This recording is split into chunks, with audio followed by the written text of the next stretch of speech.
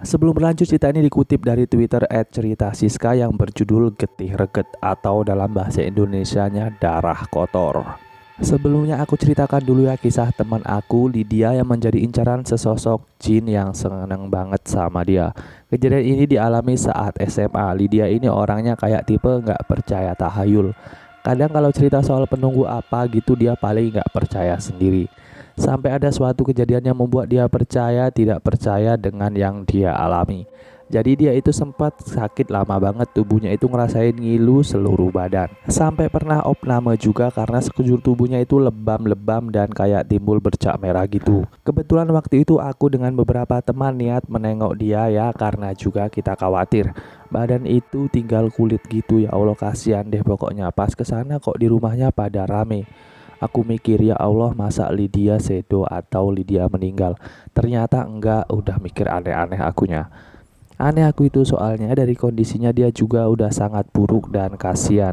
Ternyata saat Lydia sedang diruqyah dan disembuhin oleh seorang ustadz, Lydia ini yang awalnya posisi nggak kuat berdiri, duduk dan tubuh juga tinggal tulang, bisa berdiri dengan tegak dan munting-munting. Apa ya bahasa munting-munting ya, pokoknya itulah. Matanya melotot dan dia itu bisa mencabut sebagian rambutnya pakai tangannya sendiri sampai botak. Aku yang baru datang dan melihat kondisinya itu seperti shock banget karena melihat Lydia yang sudah bukan orang lagi. Aku itu paling kaget lagi ada sosok di pojokan rumah yang wajahnya itu lonjong dan tingginya hampir 2 meter sedang berdiri dan menatap lurus ke arah Lydia.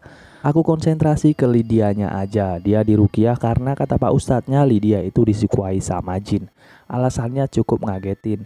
Dia itu jorok dan sering tidak membasuh darah haidnya di pembalut. Saat dia nggak terkontrol, saat itu dia juga bilang saya itu sudah jadi istrinya dan kita tiap malam selalu berhubungan badan. Nauzubillah min dzalik, aku syok banget dan nelongso banget melihat keadaan Lydia saat ini. Cerita itu berawal dari dia saat haid dan hendak mengganti pembalut di salah satu mall. Karena dia kebiasaan gak pernah mencuci pembalut dan langsung membuangnya, jadi kemana-mana dia tuh gak pernah mencuci pakai air. Nah pas di mall itu gak tahu kenapa, setelah membuang pembalut yang banyak darahnya itu ke tong sampah, pas keluar dari kamar mandi ia seperti diikuti sesuatu. Setelah itu dia merasa diawasi saat pergi kemana-mana.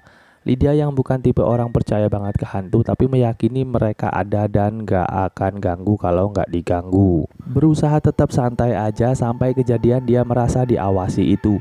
Malam hari dia itu selalu mimpi kayak ngelihat laki-laki tampan banget di mimpi dan selalu melakukan hubungan suami istri. Paginya Lydia selalu merasa seluruh tubuhnya sakit semua.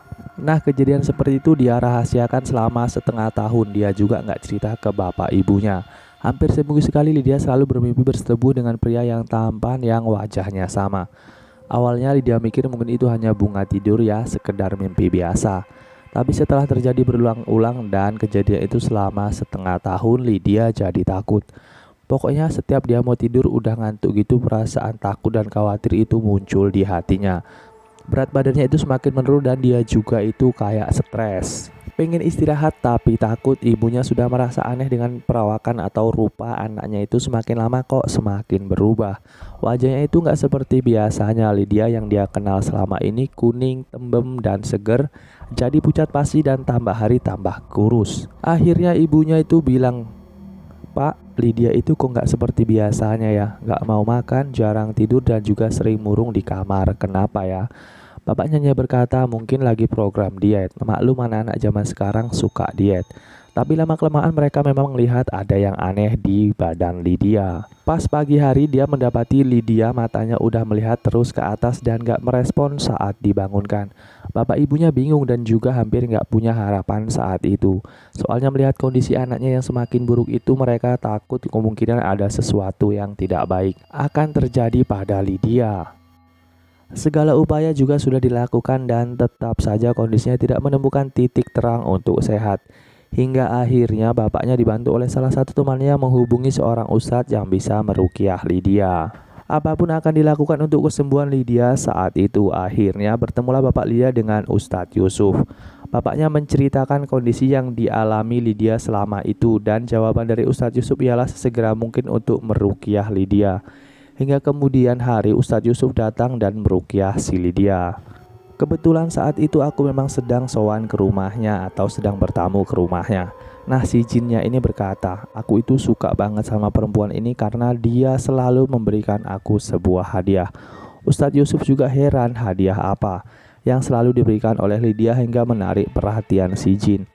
Perempuan ini selalu memberikan aku darah nikmat yang sengaja memang selalu dibuang di rumahku, jelas jin tersebut.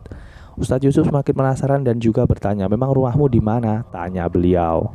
Di tempat kotor dan tempat sampah, dia selalu membuang sebagian darahnya yang masih menempel di selembar kain ke dalam rumahku dan selama itu aku menikmati harum darahnya tersebut. Hingga membuatku tertarik untuk menyukainya, jelas jin tersebut. Ustadz Yusuf dan beberapa warga yang menyaksikan langsung hanya bisa mengelus dada dan merasa kasihan kepada Lydia. Hingga proses ruqyah dimulai dan memerlukan waktu beberapa jam sampai ruqyah jin itu pergi. Setelah selesai, Lydia siuman dan sadar. Seperti itu cerita pengalaman Lydia yang suka sekali membuang pembalut tanpa membasuhnya terlebih dahulu.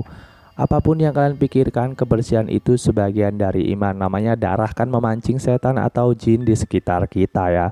Apalagi mereka itu gemar sekali dengan namanya darah. Kadang ada kasus membuang pembalut yang masih ada darahnya ke tong sampah, terus dijelati oleh kuntilanak atau setan lainnya, itu memang kejadian beneran. Apapun yang kotor itu adalah makanan bagi mereka. Oke, mungkin itu aja cerita horor kita kali ini yang dikutip dari Twitter @ceritasiska. Nanti linknya saya letakkan di deskripsi untuk melihat Twitter ataupun cerita-cerita lainnya dari Siska.